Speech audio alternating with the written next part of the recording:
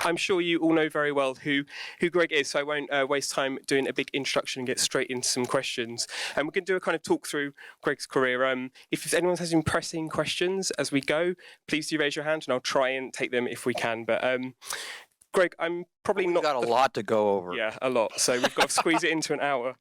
But Gregg, I'm sure I'm not the first person who would tell you that your films, and particularly the Teen Apocalypse trilogy, had a huge impact on me. When I saw them when I was a teenager, they were kind of life-changing. And I think I've read and heard a lot of people talking and saying very similar things. I was wondering if you yourself had that film or that filmmaker when you were growing up that was the one that kind of changed your life. Yeah, I mean, that's really interesting because I've been thinking about this a lot lately because, we just remastered Doom Generation and and I've been doing a lot of press for Doom, and it's sort of like a lot of revisiting the mid 90s for me. And, it's so kind of moving for me when people are like, oh, Doom Generation or Nowhere or whatever, the Teen Apocalypse truly, changed my life, had such a big impact on me because, as a filmmaker, it's really all you could ever hope for. I mean, it means so much to me that something, you created. And, my movies, particularly that period in the early, late 80s, early 90s, and they're like my diaries almost. They're just so personal, and they're just really like me working out a lot of stuff and me just sort of expressing myself. And so, they're super meaningful to me, but when they actually resonate with other people, as an artist, there's kind of no higher accolade you could ever get. So, I just find that, incredibly moving to hear that. It's funny though, in terms of, as a filmmaker, I'm obviously super influenced by, film history, all of the sort of great auteurs throughout film history. And, I went to film school and studied all the classics. And, there's a lot of filmmakers that have influenced me and been inspirations for me, but never one that I feel like changed my life. And what actually changed my life, and the biggest sort of factor for me was really, and I was just saying this before when we were talking before this class, is music, and particularly British music and music from London. I was in the 80s, 90s, to this day, so in love and inspired, and the music by post-punk, kind of new wave, alternative music, The Cure, The Smiths, all like Susan and Banshees, like all of that, Gang of Four, like all of it, like all of that music really is what changed. It really shaped my sensibility. It shaped my view. This was the explosion of that. All that stuff was happening when I was an undergraduate in college, and I was just so, I was in film school and like taking these Godard classes, and I was just so filled with this, kind of creativity and the idea that a band like the Cocteau Twins or something, they just did their own fucking thing and just they put it out there, and it wasn't really about, oh, we're trying to be top 40 or we're trying to appeal to the mainstream or trying to do this or that. And so that's very much kind of where my movies came from, like that whole sensibility. So that's a long answer to a short question. But I mean, I was going to kind of talk about music a bit later, but we might as well kind of carry on mentioning it now. But I mean, the way you use music in your film is so kind of ingrained. I can't imagine a Gregg Araki film without the music choices that you go for in the films. I wonder if you could tell us about your approach, and do you kind of start almost from a point of view of music before you start thinking about the kind of visuals of the film? Yeah, I mean, it's just so ingrained in the actual creative process of making the movie. I mean, I literally am listening to music from the minute I wake up in the morning. I was saying I don't have Spotify and I don't stream stuff. I literally have like an iPod with like 36,000 songs on it, and I just shuffle it all day. And like, so I listen to stuff from like all that whole kind of period from late 70s all through the present day. And I just listen to music all day long, and it's on till I go to bed at night. And when I write a script, I have like headphones on and listen to music. And we're actually showing Mysterious Skin later, and Mysterious Skin is one of my films that I did not write. I didn't write the book. I wrote the screenplay. But Scott Heim, the the author of the novel, is similar. The reason I think that book resonated with me so much is that Scott's the same way. He was really into like the Cocteau Twins and Slow Dive, and he was listening to all that music while he was writing Mysterious Skin. And so, I just can't, overstate enough how important England is to me, and all of I mean, really, almost all my favorite bands are from here. So something in the water here, I guess. So go back to the kind of beginning of your career, thinking about your early works, Long Weekend, No Despair, and Three Bewildered People in the Night, which I believe were both made for like £5,000 each, dollars each. Dollars, yeah. Could you tell us a little bit about them, like how they came about, like how those films originated? It was very much we're Three Bewildered People screening, I think, right after this, or I don't know, this afternoon, and it's so cool that Sundance picked that movie to play because it's very takes me back to being like 25 what I was like back then, and when I was just starting out, and it's really it's just such a snapshot of me in this sort of embryonic state, and literally fresh out of film school, super like artsy, super angsty, super and it's funny because a lot of my movies have been about sort of the young, beautiful, and the damned sort of the generation, and this idea of being so kind of full of existential dread when you're literally just a baby. I mean, you're sort of in the prime of your life, and that you kind of can't see the forest for the trees when you're that age. But yeah, so it's very cool and special that movie's playing, as part of this series.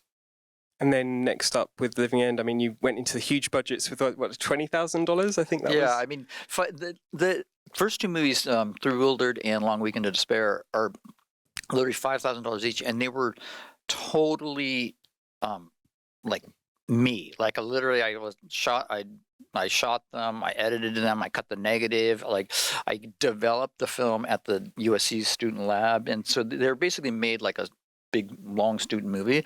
And I remember at the time it was just me, like these movies were like my life. They were like kind of the only things I was living for. And so in that way they were just these sort of personal obsessions. It's funny, like, and then Living End, by then I had met my friend Marcus who is now Head Strand Releasing, and they're the ones re-releasing Doom Generation, and we're actually remastering Nowhere as well. And he sort of, it's basically his mom, I think, like sort of start paying the bills. So I shut, because the first two movies were black and white and super grainy and super like underground, and then for Living In, we actually got a color camera, and we borrowed it from the indie filmmaker John Jost. We paid to get the 16 millimeter color processing, but the crew was still very small. It was frequently, and nobody would pay anything. So it was frequently like three people, like me, Marcus, and John, his partner, that they kind of were the producer, PAs, and then sometimes a sound person. Some shoots were just like me by myself, but it was very, very guerrilla and very like very kind of on the street kind of filmmaking. And with the Living End, which was kind of the one that people really took notice, and it got that more kind of exposure, was it kind of surprising to you how kind of much that film took off in a sense? Yeah, absolutely. I mean, we were just we were all so young and so naive, and it was literally, and at that point too, this is 1992 when it played Sundance, and Sundance was not the place it is today. I mean, it wasn't just like big, this is pre, like, is it? No, it's not. I think it's after Sex, Lies, and Videotapes still, but it was pre those sort of bidding wars, and pre when Miramax was sort of like actively buying everything, and so it was still a kind of age of innocence for them as well. And The Living End is very much in that mode of just very personal sort of me just kind of expressing all of my angst and all of my frustration and all my sort of despair about the AIDS crisis, and how, it came out very much at the same time as, Queer Nation and ACT UP, and you guys had a different one here that was in Edward's second, right? What is the movement like ACT UP? I can't think what that would be. No, Does anyone? Somebody's got to know it. Yeah, because it was in that Dirk Jarman movie, right? Right. Yeah, We can check but after. anyway, there was a lot of political sort of protest in the U.S. for that queer people had to stand up for themselves for the first time because the government didn't care and people were just literally dying on the streets. So, so much of that time, really is what inspired Swoon and Poison and Living End, and that whole like kind of queer new wave that happened was very much the same, from the same feelings of frustration as ACT UP and Queer Nation, and just this idea of LGBT people just sort of taking their own power, because they had to. It was like a desperate situation. And the Queenie Wave's interesting because I think people often talk about it as being like a movement, but it wasn't a movement so much as it wasn't kind of pre-planned, I guess. It was something that happened. It was weird because it was, called the Queer New Wave by our friend Beaver B. Rich, but it was not a real new wave in the sense of like the French New Wave, which is, for me as a film student, it's like a real movement. It's like Godard and Truffaut and all of his buddies sort of sitting around a table going, we're going to change cinema and this is how we're going to do it. It was literally just a bunch of independent artists. I was in LA, most people were in New York, and everybody just working on their own little project that was very much a sort of artistic expression of what we were all feeling then. And it was a time of so much feeling because it was really, thank God younger people today, don't really understand it or relate to it, because it was literally this feeling of being, 25 years old or something, and it's like death was everywhere, just all around you, and it was just such a crazy time that, that as artists we all had to process it kind of in our own way. As a kind of artist independently working on your own, but then being associated with this kind of new wave, as it were, did it feel kind of strange to be kind of grouped in with these other filmmakers? Did that feel quite a natural kind of thing? Because you were making very different films. I mean, you look at something like Rose Troche or Laurie Lind and, Todd Haynes, your work, it's different stuff. Did it feel like a strange association in some ways? It did at the time, but in retrospect, I'm thankful for it, because I think that as far as The Living End making a splash, The Living End was shocking for what the movie was, because it was so kind of, punk rock and so kind of outrageous and, so kind of scrappy. It was like the #1 indie movie with the summer it was released. It had a huge box office. In New York in particular, and the film, if it had just been released on its own, here's this little queer indie movie, please go see it, like, wouldn't have made the same impact if it wasn't like a lot of the articles at the time were about the queer new wave is coming, the queer new wave, blah blah blah. So, and it was very, it helped the visibility of the film, and also, this is a time, the early '90s, and this is like. It was shocking to see two guys kiss each other. You know what I mean? It's like, this is before Alan, before Will and Grace, before all of the sort of queer representation that's followed. So it was very much in itself a kind of radical thing to see. I remember when we were remastering The Living End in like 2008, seeing the movie again and going, this movie's so sort of tame and romantic and gentle. I mean, it has its moments certainly that are kind of like rough, but it, at the time when it came out, people were just shocked by it. It was very, very provocative and very like really it made a big impact. So how did the kind of success or the attention that The Living End got affect your next film? So going into Totally Fucked Up, was there an expectation there that you hadn't kind of experienced before?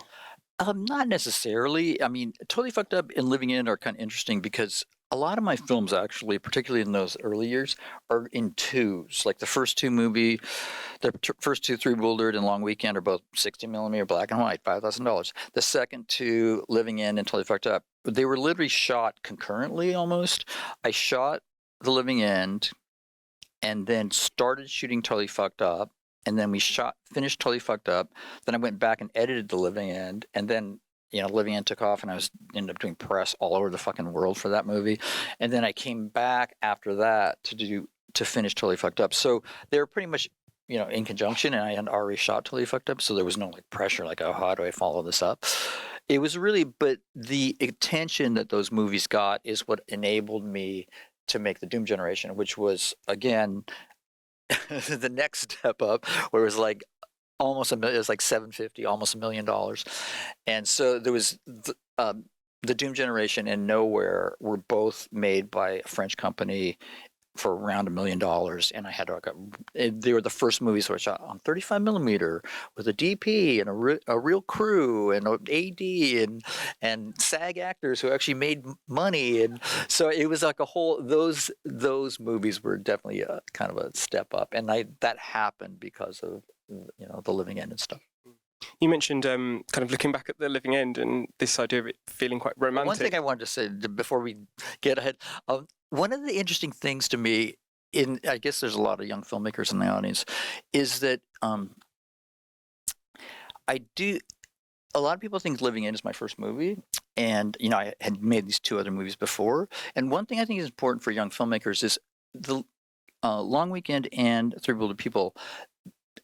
They kind of got theatrical distribution a little bit. They, I remember like Three Bewildered played like midnight at the Newark in Los Angeles. Like we got these little theatrical gigs for it, but they didn't get like a real like proper distribution deal. And it was the exposure of all of these film festivals, like literally around the world, like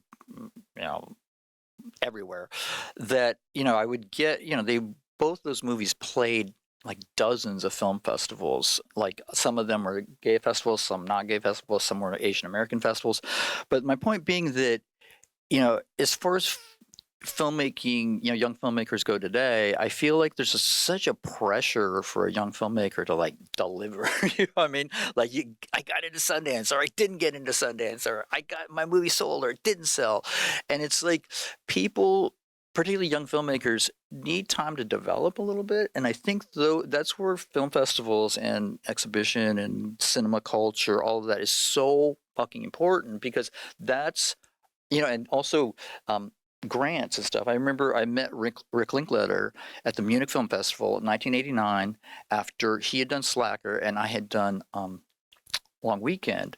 And that film festival world, the world of grants and like I got a $5,000 grant for, it was like, it seems like small time when you're looking, oh, fucking Ryan Coogler and fucking Black Panther or whatever. But for certain filmmakers, at least filmmakers that are like the way I was, it's like, it's validation that you're a real filmmaker and that it keeps you going. And it's like, I never would have made The Living End or Doom Generation or any of the other fucking movies I've made if I had like not got distribution my first movie and fucking gave up and like, oh, I guess I'm not a filmmaker anymore. So, and it's like Rick Linklater is another good example. Like everybody thinks Slacker's his first movie. He made a feature in Super 8 before that called No Longer Not Yet, which is actually fucking fantastic. But it's again, he got some grants for it and he got some film festival exposure. It's like you have to kind of not put all your eggs in one basket a little bit, and it helps when the film is not, oh, I just spent, $6 million of my dad's money or something. I mean, it helps if you can make something that, is somewhat original, that has your voice in it, but that it is not so giant that you're now in a hole that you'll never get out of. Anyway, that was my side point. I was going to say, in those first 4 films, I think there was a real sense of your kind of identity and the kind of obsessions that you return to were really coming through, and this sense of kind of queer rage and existential angst is very much kind of part of it. And you mentioned The Living End feeling very romantic, looking back to it, which I think it really is. And there's a sense of kind of longing and kind of hope as well in your films. but they're often described as being nihilistic or pessimistic. Is that something that you see in them, or that you did see in them at the time, or do you think of them as kind of romantic and hopeful? We just did this question last night at the Doom Generation. Yeah, I do feel like my films are all like centered on romance, and a lot of it comes from British music. Like I was obsessed with the Smiths, like in the mid late '80s, and just that Morrissey's naked longing for the one that he can't have, was such a profound. And The Cure is the same. I mean, all of it. And I said in an interview once that my movies are a lot like a Jesus and Mary Chain song, in the sense that the surface of them is very kind of punky and chaotic, but the heart of them is sort of a lovelorn, romantic ballad. And that's, that describes movies in sort of a nutshell. And I do think that, some sort of, to me, lazy critics will like sort of lump me with like, because Kids, the Larry Clark movie, and Doom Generation premiered at the same Sundance, practically the same day, I think, and they were frequently lumped together. And Kids, to me, is a super cool movie, but that movie's fucking nihilistic. Like it's very, very bleak and very and it doesn't have the hopefulness. It doesn't have, to me, all of my movies, particularly the ones I've written, have a sort of romantic center. And it's interesting, again, about Three Bewildered People, because it's playing today, when you have these kind of auteurish filmmakers that get the chance to make their first feature. I'm thinking particularly of me, Rick Linklater, Gus Van Sant. If you look at their first feature, all of their themes are present in their purest form. And there's so much in my first movie that is through everything I've ever done, including the thing Now Apocalypse, the TV show I did in 2019. It's like a lot of the same thematic concerns and a lot of the same sort of trademark shots and trademark everything is it's all there. We had a question down the front. If you'd say, I can repeat it back.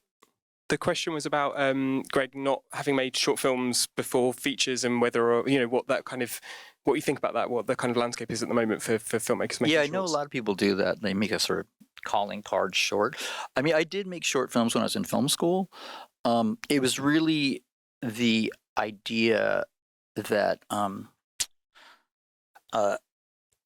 through the short, my features kind of were almost like basically long short films.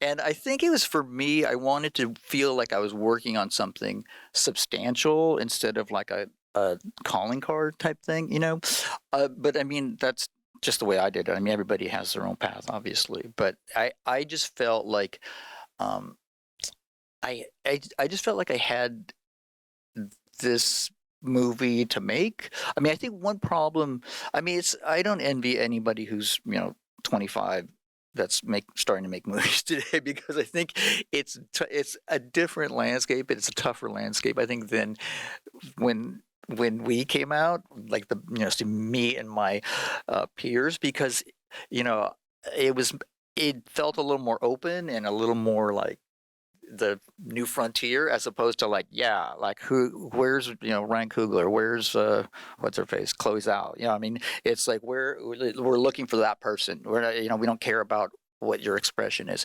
And I think for a filmmaker, that's so much pressure, and it's so much, as a young person, I think it's really about finding your voice and kind of what makes you unique. And for me, so fortunate to be queer, to be of color, to be so influenced by Godard and punk rock music and alternative culture, and just really wanting to do my own thing. And I think that that's kind of problematic in this day and age, because so much has been done, and there's the landscape's real crowded, and so, and I just want to say good luck.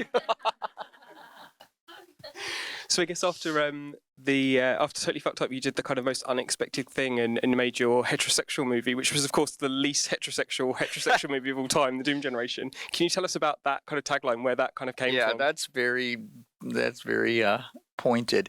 What happened is Jim Stark, who was one of the, gave us like $5,000 or something for Living End after it got picked up to like make the blow up. Or I don't know. He sort of got involved and gave us some money. Jim Stark was one of the producers of, this is another thing for new filmmakers.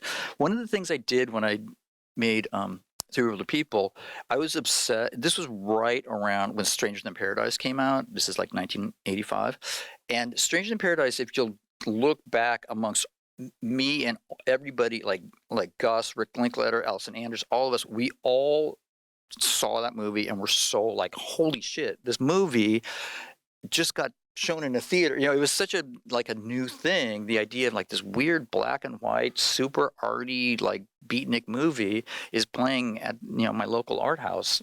And so for us, that was very much like, oh, you know, maybe there's hope if you again, we weren't trying to be Ryan Coogler or just like, oh, maybe my movie can get a distribution deal and we'll play, you know, a few cities and get released on video and stuff. And so, so what I did was I looked at, in those days, there was a thing called AIVF, is Independent Filmmaker, Video Maker magazine or something. And they had a guide of all the film festivals in the world. And I would look and see what film festivals had played Stranger Than Paradise and applied all those festivals. And one of them was Locarno fucking Film Festival in Switzerland.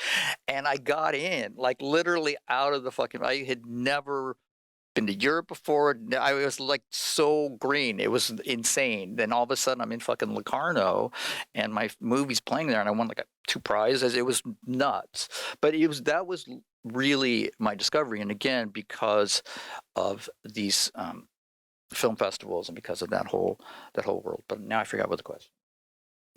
Oh, the question. Okay, so anyway, yeah, I have a tendency to get off on all these tangents and I forget where I am.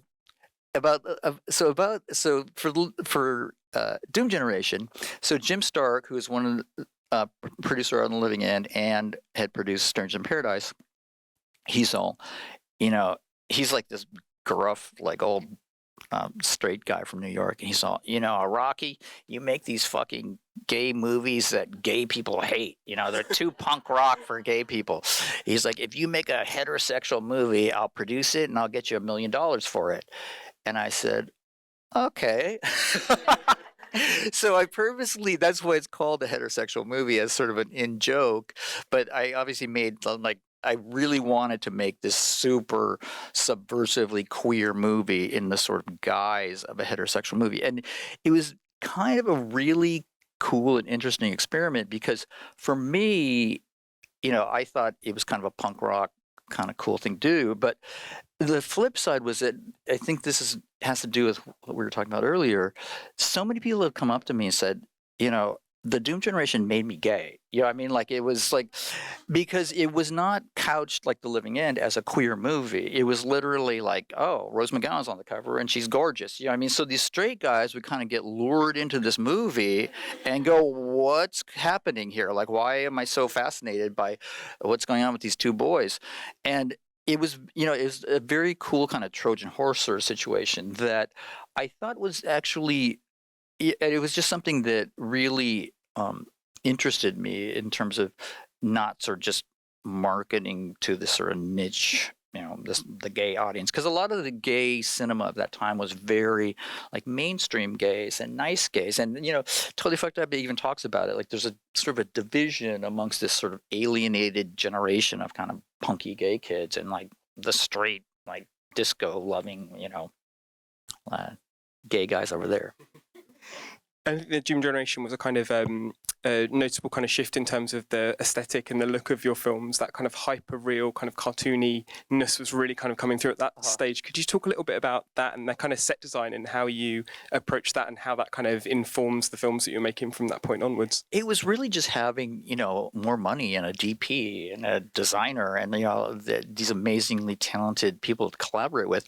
But, you know, the surrealism of my movies and the sort of stylized art direction and all that stuff, it's in Living In and Totally Fucked Up too. We would do that all the time. And then, you know, all of that is, of course, like stolen from David Lynch because I'm such a huge David Lynch fan. And just this idea of cinema as being just a dream or a nightmare. So I was always looking for, you know, when I was doing Living In and Totally Fucked Up, like weird locations, like weird places that just felt like strange, like they weren't like a like you weren't just in a regular street or a regular bar, like it just felt or and frequently there were like weird characters lurking or just weird stuff going on. And that's something that I've just always been interested in. And then once I started doing Doom and Nowhere, to have a budget and you get to control those things and you can make a motel room that's black and white checked and you can do this and that. It was just like so, exciting to be able to paint with these kind of new colors. I think with this sense of kind of reality or unreality in your films, I think there's a kind of reality you can grasp onto in Totally Fucked Up, and it kind of Doom Generation that kind of slips away a little bit by Nowhere in this kind of crazy world where not even the protagonists seem to make sense anymore. I think that what was that a deliberate progression? Was that kind of does that kind of say something about kind of how you were feeling your outlook at the time? Yeah, I think it wasn't deliberate. It was just very kind of natural, I think. The movies I think just got more and more like because I'm working on Nowhere right now and we're mastering it. That movie's fucking crazy. Like I just can't like I was like, wow. Like it's very but what I love about it, it's so free. You know what I mean? It's really not again concerned with like, oh, this is going to be too weird for it's really just march my own drummer, like just really trusting my own instincts and just really kind of creating something that is like just purely where my head is at that moment. I think so. I rewatched Nowhere the other day, and something that's so striking about is this cast, this incredible cast of famous faces that you've got. I mean, that must be such a huge difference from a couple of films prior when you're working with relative unknowns. How does that affect your kind of directing? How does that affect how you would make a film when you've got this vast cast of people who are either kind of famous or on the verge of being famous? It was. I mean, I love working with actors, and the cast of Nowhere is so fantastic. But Jimmy was at the center of it, and he's at the center of like the whole trilogy, and so it was kind of around him. But they were. I don't direct Christina Applegate any differently than I direct, the actors in Totally Fucked Up, who most of them were non-actors. I have to say, though, working with certain actors, particularly people like Christina, who's TV actress and was so experienced. She's been technically like I've had the same thing about Anna Faris and Smiley Face. They're so proficient. Like when actors are really, really experienced, like they are so exact in terms of they can hit their mark exactly, give it like 3% more of this, and it's like boom, they do it. They're like machines, and I think that as a director is so exciting and freeing because you really can. It's like you don't have to kind of okay, let's just hope for the best. They're really so in control of their instrument, and it's so but every actor is different. Every actor is has their own method, and I love working with actors. I love their courage. You know what I mean? Because they're burying themselves in front of you, and it's great. You mentioned James Duval, of course, who's central to in the Teen Apocalypse trilogy. I mean, his character is there's kind of similarities with Andy and Jordan and Dark in terms of this kind of sense of longing and this kind of there's a sense of kind of hope in hopelessness. Uh-huh. Do you kind of think about those three characters being kind of extensions of the same character? Do they feel very different to you? And kind of what was it about James that kind of drew you? Why did you kind of keep working with him? Like Jimmy, when I first met him for Totally Fucked Up, he just kind of came in and auditioned. He used to hang out at this coffee shop I used to write my scripts at, and I remember seeing him there. And when we were casting Totally Fucked Up, I told Andrew, the producer, I said, "There's this kid that hangs out at my coffee shop, and I think he's an actor or something or he's a model or something." He was showing like a contact sheet to his friends one day or something, and so I can ask him if he'll audition, but I had no idea if he was gay, straight, what his deal was, and if he was going to punch me in the face when I gave him the script. But luckily at that point I had already done, I wasn't just, this is my first movie, and here I'd already done Three Bullet People, Long Weekend. Long Weekend was actually playing a film festival in LA like that week or something, and he went to see it, and so I had already was sort of established as an underground indie filmmaker, and so I just gave him the script, and Jimmy's to this day a good friend of mine, and um, yeah, we just really hit it off, and the Teen Apocalypse trilogy was not supposed to be a trilogy. Like literally, Totally Fucked Up was supposed to be its own thing. It was really me sort of channeling a lot of my queer post-AIDS angst. I think I was 30 or something. I don't know. I was young, but I wasn't a teenager. Um, it was really an homage to Godard's Mask and Feminine, which is one of my favorite movies, and blatantly sort of structured like that movie. And so it was really, I just wanted to make a queer masculine feminine. And then through the experience of making Totally Fucked Up and working with those 6 kids, all of them were like 18, 19, 20. And it was a lot to wrangle that much sort of teen energy for whatever the 6 months that we shot that movie.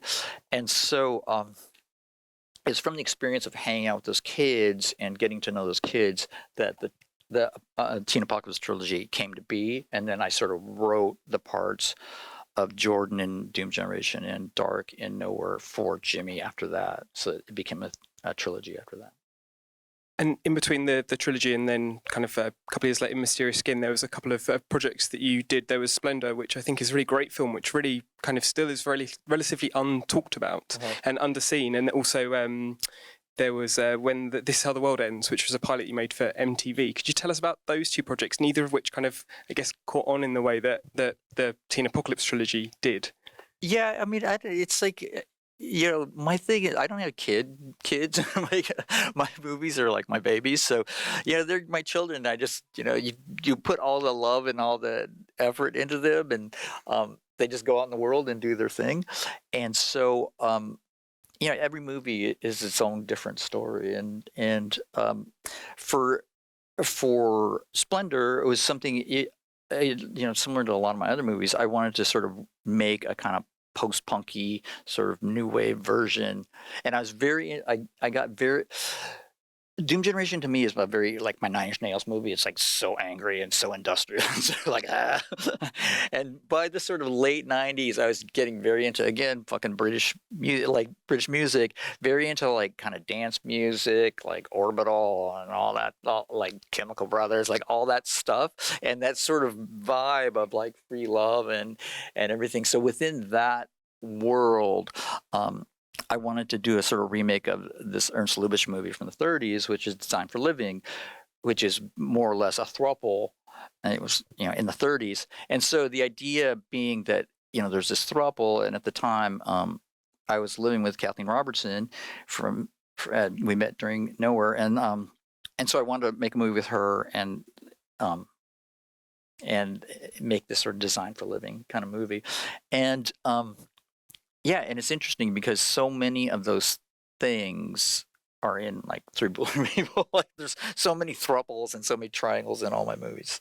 But it's so fascinating, I think, with Splendor, how it was kind of, critically at the time, some people were quite dismissive as though it was kind of lightweight or throwaway. But actually, it's really quite subversive when you look back and think about how it deals with this kind of idea of a throuple or a kind of open or polyamorous relationship. Yeah, no, I mean, I think I love the movie, and I love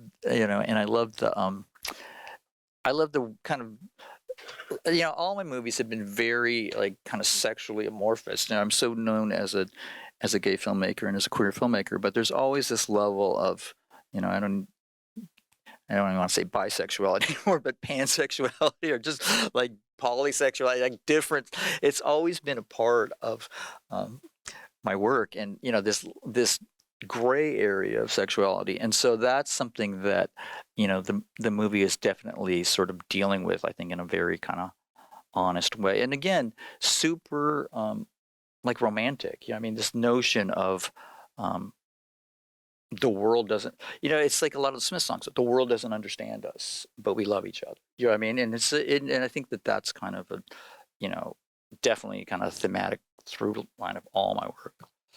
And with This Is How the World Ends, which was, I guess, nearly kind of 20 years before Now Apocalypse kind of came about, what happened with that? I have been wanting to make a TV show since Nowhere. Like Nowhere was actually written around the same time as, I think, after Twin Peaks came out. And I've always been so obsessed with Twin Peaks and the idea that you can have this avant-garde, fucking subversive, crazy shit, and somehow it gets on TV, and people are like, "What the fuck is this?"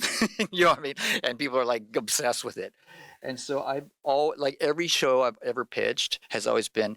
Then and This Is How the World Ends. It was like Dawson's Creek meets Twin Peaks. You know what I mean? It's always like this meets this. Like Now Pockets was queer Sex in the City meets Twin Peaks, and so it's always that. And so after Splendor, MTV came up to me and like, oh, like we're trying to do scripted originals now, and we're trying to get away from reality and all this fucking bullshit we're doing. We really want you to come in and pitch a show for us. Da, da, da. So I pitched this Dawson's Creek Twin Peaks thing and wrote the script that is fucking crazy. I mean, but it's related to Nowhere because it's young kids and it's just in a surreal, nutty world and fucking like amazing cast and so yeah, so we shot the pilot for that, and they were a little bit like into it, but at the same time a little bit afraid of it, I think. And then this is typical TV, and this is what happened to my Now Apocalypse in 2019. TV, well, like just Hollywood in general right now. Again, sucks for young filmmakers out there. There's so much turmoil and like literally people getting fired left and right. You go like the executive who loves your project is fired, and there's 5 more people come into. There's so much turmoil, and new MTV was the same way. It's just sort of like, we want to do a scripted thing. We don't want to do reality anymore. And then like the Osbournes and like some other like not Real World or some other bullshit they were doing, like, oh, that's our big ratings hit. Now we just want to do like reality and don't want to do scripted anymore. And so it's like this constant sea change of like, this is what we want. Oh, that person's gone. We don't want that anymore. And so that kind of is what happened at MTV. And it sucks because the show would have been like a super cool like flagship show for them, and it would have been would have been cool. And Nowhere's the same way. Like Nowhere, I originally, after people said, what happened to you between this and this? Like there was this guy. A lot of times it's stuff I'm working on that doesn't get made. Like Nowhere, also with MTV, I had a deal to develop that as a TV show, and I wrote like 3 episodes of it, and we developed it and pitched it. Like I remember going to ABC and pitching Nowhere, because ABC is where Twin Peaks played, and pitching Nowhere, and they were just like, "What are you talking about?" but yeah, so there, but the same thing. Like it would have been like a cool thing. So with Mysterious Skin, which is such an interesting film because it feels completely Gregg Araki, but somehow completely different from what you'd done before as well. Did it feel like a change in direction for you? Did it feel like something new? Yeah, it just, all my movies, they just all come about in these different random ways, but they all makes sense. It's like, oh yeah, now that all makes sense. I mean, Mysterious Skin's a weird movie because I passed on Mysterious Skin at least 3 times. I remember it kept coming to me, and the book was sent to me. I loved the book. I found it so moving and heartbreaking, and such a fan of Scott's. But I was like, this is unfilmable as a movie. Like I don't want to make the TV version of this movie, but the story of it, I just don't understand how you can film it, and so it was actually the experience. And this again is something that for young filmmakers, a lot of times your films kind of feed off each other and one leads to another. And one of the things that led to Mysterious Skin, or me finally saying yes, was making the MTV pilot. Because when I was working on the MTV pilot, I was experimenting a lot with eyeline and how you construct a scene with subjective camera and everything. And so it's something that Jonathan Demme was doing in like Silence of the Lambs a lot, I think. And so I was very interested in that, and the idea that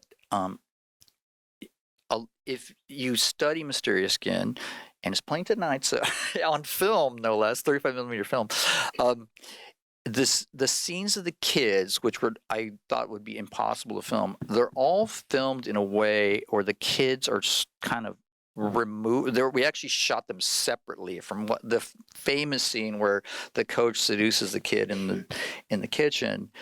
We shoot the kid in close-ups, and then we see what he's seeing. So it's actually one of the reasons I think why that movie is so heartbreaking, or difficult to watch because it's very subjective. So it's very much like you are in the place of the kid getting molested. And for people that have been molested, and after doing Mr. Skin, I was stunned to discover something like 1/3 or 1/4 of the population has had some sort of sexual trauma or some sort of sexual assault. It's very triggering because it's like this idea of happening again, and so so that sort of cinematic trick made me reconsider Mysterious Skin, and so I took a crack at writing the script, and then we put it together, and rest is history. But yeah, it was really the experience of doing the MTV pilot that made it possible. And Mysterious Skin was a kind of huge critical success, and I think it was the first time you'd seen that amount of kind of unanimous praise for your films, which had been previously so divisive. Is that kind of critical acceptance important to you? How did that feel at the time? It's funny because yes and no. I mean, it's like the joke to me is like Roger Ebert hated the Doom Generation so much. He literally put it in a book. Like there's a book of like the 10 worst movies ever made, and it made this book. And I was like, holy shit, something in the movie really like triggered you, because I don't know why you hate this little like punk rock movie so much.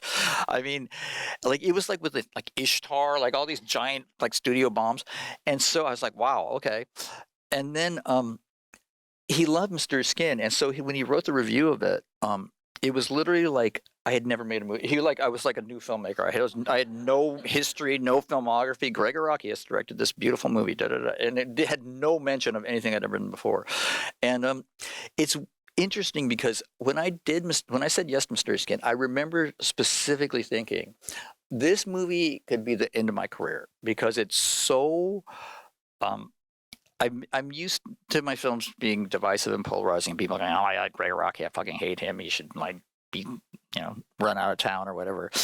But because of the subject matter and because of just the provocative nature of Mysterious Skin, I really thought this movie could be like the nail in my coffin. I mean, it could really be the one that is just like he's gone way too far now, and it's just like run him out of town.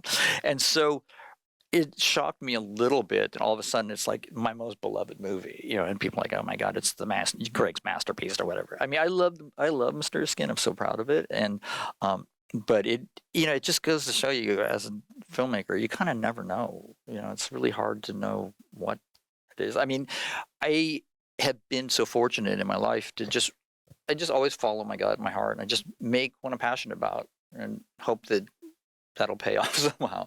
But I can't predict like, oh yeah, this is gonna be a big hit, or critics are gonna love this, or they're not. I guess one of the kind of biggest surprise moves in your career, from my point of view anyway, was Smiley Face coming after Mysterious Skin. I genuinely think Smiley Face is one of the funniest films that I've ever seen in my life. How did Smiley Face kind of come about, and what was that? Was it again this decision, I'm going to just do something that's so far away from Mysterious Skin? Yeah, it's again, it's like it's the same thing of like the movie's kind of coming in twos, and that movie is very much of a piece with Mysterious Skin. It's always to me been kind of yin yang, and it was very similar in the way that Mysterious Skin and Smiley Face are the two movies that I didn't write. I mean, I wrote the screenplay for Mysterious Skin, I adapted it, but the book is by Scott Heim. Smiley Face is a script by Dylan Haggerty that was just sent to me as a submission, and yeah, I just loved it. I just laughed out loud. I'm not a super stoner myself, but I have friends who are, and I'm all, this is literally them. Like then the thing that was I loved about it, again, it was like Mr. Skin. It was so lived in and so specific. There was no doubt to me that the person who wrote this movie had gone to an audition stoned, and they, like experience. Like there was so much in that script was so real and authentic. You couldn't make it up. Particularly, I loved the way Jane's mind works when she's stoned, and how she's always making these lists and like, okay, I have a plan how to make it. It's like this. There's just so much in that script I just fell in love with. And it was, after Mysterious Skin being so dark and being so kind of traumatic, just doing something completely opposite. And then, the opportunity to work with fucking Alan Ferris, who's a genius. The cast of that movie is amazing. John Krasinski and everybody, Jane Lynch, everybody. It was such a great experience. And then with Kaboom, kind of felt like even more kind of going back to, kind of coming home almost. It feels like the film logically that would come after Nowhere somehow. Was that, again, a kind of deliberate choice? Did you want to kind of go back to almost the familiar and kind of give fans what they wanted? There was not really a familiar, there's not really the thing about my career is there's like literally no plan. It's like literally, it's no rhyme or reason. And in the indie world, particularly, it's always like, for me, I'm constantly developing like several things at once and working on several things at once. And it's like, the joke is, I have a lot of irons in the freezer. and so, it's kind of whatever one happens, whatever one starts to get traction and you get financing, it's like, fuck, $1 million. Okay, I'm going to make this one now. And so, for Kaboom, it was something I had actually been working on as a TV idea, as a series for several years. And then I got the idea. This is, again, fucking David Lynch. When he did Mulholland Drive, it's sort of like, he's like, oh, I made this, my feature, because that was a pilot for an ABC show. It didn't go to series, and now I'm going to make it into a movie. So this idea of like making a TV show and somehow making it into a movie. And so, yeah, it was literally just something I had been working on for a long time, and then sort of made it into a script, and again, it was fucking under $1 million. It was like $800,000. But yeah, a lot of familiar themes there. I love that story about John Waters saying, like, oh, I love the Mysterious Skin and all that, but I want to see like a punk rock Gregg Araki film. Oh, yeah. No, of course that wasn't the reason. You've been making that already before. Yeah, it was like it was. I mean, that I forgot about that. Yeah, I did. Mysterious Skin won some honor or something at Provincetown, and John Waters said, I really want to see you make a Gregg Araki movie again. I'm all, oh, okay. That comes from John Waters. How can you say no? In terms of, I'm kind of asked about kind of critical acceptance or, validation. In terms of kind of peer acceptance and kind of, does that mean something to you? I mean, hearing from John Waters that he loves your films must feel great, but is that something you kind of pay attention to or kind of seek? I don't necessarily seek it. I mean, it's always, it's like the critical thing. It's like, yeah, I don't. This is something that, again, for the young filmmakers now, I think is important. It's like, you have to. And to me, again, thank you to fucking punk rock music and alternative music. I've always been of the mindset that if I get it, that's what matters. You know what I mean? It's like sometimes people get it, sometimes people don't get it. And particularly for me as an artist, I've never, and I learned this also in film school, it's like cinema is super subjective, and it's like everybody doesn't get everything. And if everybody gets everything in your movie, it's probably like super like 4-quadrant mainstream, like it's like a Marvel movie or something. It's like literally, for me, as long as I get it, as long as it's important to me, as long as it's saying something that I want to say and I'm proud of it, it doesn't really matter for me. Like, oh, the New York Times said this, or so and so said this, or you just got picked up by Fox Searchlight, or this happened, or this happened. It's sort of like but as a filmmaker, for me, it's hard, but as a young filmmaker, I think particularly now, it must be even harder because it's so hard to cut that noise out and the static and the constant, like this, like the constant sort of flashing of like the golden carrot in front of your face.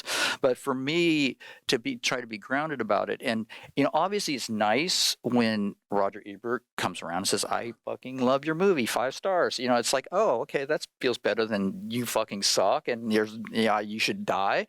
But I don't live and breathe for that stuff, but it's always nice. So it's nice when, other directors are like, oh, Mysterious Skin's like a, big thing. And, it's all the movie, like Mysterious Skin, got my first episodic job because John Ridley was a big Mysterious Skin fan. And he's like, oh, I'm doing a TV show and there's a sexual trauma in it. And we're hiring kind of Sundance directors. Would you like to direct an episode of the show? And so it's all, again, there's no plan. It just kind of you just kind of follow where it goes.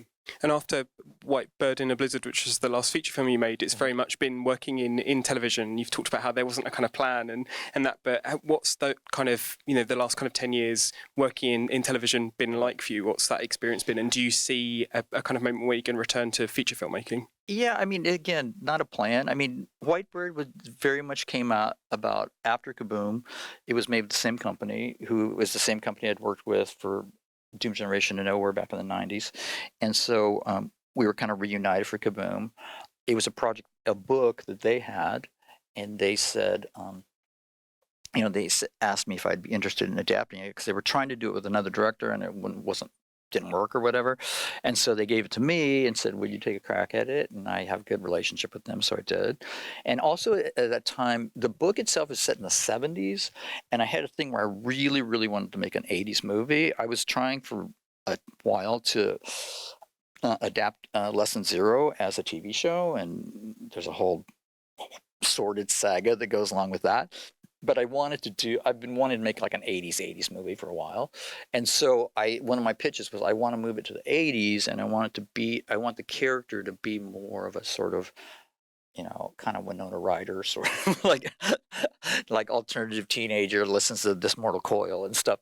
And so that's kind of how that came about. And so, and again, fantastic experience working with Shailene and Ava Green and Chris Maloney. I mean, just fucking amazing cast. So, yeah, and so that happened. And then, this call from John Ridley came. I did my first episodic job. And then all of a sudden, Gregg's doing episodic. Like, all these episodic offers started coming in. So, yeah. But, episodic to me, there was always a little bit of an end game in the sense that because I've been wanting to make a TV show since the mid-90s, since Nowhere, working episodic was, I call it going to TV school. It was very important for me because out of that got to make Now Apocalypse finally in 2018, 2019. And I learned so much working on these other people's shows. And I remember having drinks with Rick Linkletter in Austin because that's where American Crime shot. And he saw, what's it like doing episodic? I said, it's actually pretty fun because the issue with it's like being in film school. You're making a kind of student film and you're trying to make the coolest, best film you can. And you get to work with fucking amazing actors. I mean, because they're getting paid now for the first time. And, so I've worked with anyway, great actors. And there's no responsibility. I mean, the thing about episodic that to me is so freeing is you kind of come in, do your thing, like you get to make a little mini movie but you also have to do it within their sort of house style. So you're outside of your comfort zone a little bit and using the camera in different ways and sort of figuring new things out. And so all of that helped me so much. Like I couldn't have made Now Apocalypse without that because it was really the experience of doing that and learning about how TV works and how to make it happen that and a lot of times it was learning what not to do because a few shows I've been on have been so badly run. And so the idea of figuring all that out was super important. Just before we finish, I just wanted to kind of go back to the restorations, talking about the Teen Apocalypse trilogy and kind of what it means to you to restore them and bring them to an audience, particularly the Doom Generation, which is being seen in the version that you intended it to be. How does that feel for new people discovering it? Yeah, the same with Nowhere, because Doom Generation actually is not hugely different. It's mainly in the last scene. There's probably less than a minute, but it's a pretty intense. It's the intent. What got added back in is quite intense and makes the ending of the movie, which was already horrific, like even more horrific. But Nowhere actually, we've added back in like there's 8 scenes now that they're not full scenes, but they're enhanced scenes. Like a lot of stuff got cut out of Nowhere because of the distributor, and it was shocking because the thing about Nowhere, again, the movies kind of come one after the other a lot of times, and Nowhere, I remember Doom Generation, I specifically made Doom Generation. I told the producers, I want this movie to be like Last Tango in Paris. I want it to be super transgressive, super subversive, really controversial, X-rated, I mean, it's like Last Tango in Paris for teenagers. And then, it came out and was quite controversial and it accomplished its mission.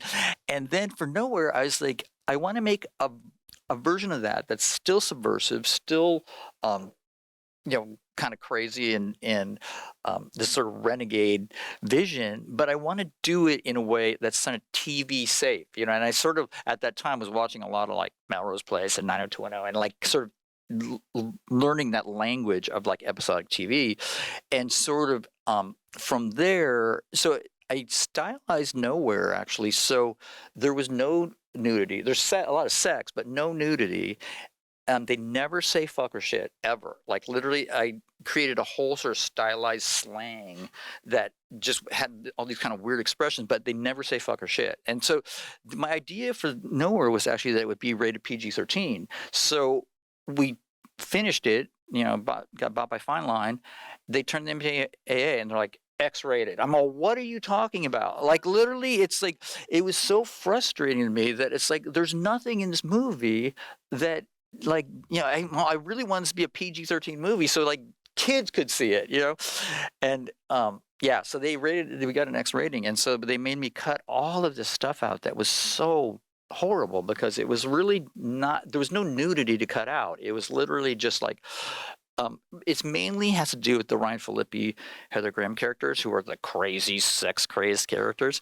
They just have these really hilarious kind of dialogue exchanges about sex that are to me like a highlight of the movie, and those all got cut out, so that's all back in, and it's going to be amazing. Well, Gregg, I wish we had another hour to keep talking, but I think we are out of time. But please, we're out of movies too. Please join me in thanking Gregg Araki. Thank you, everybody.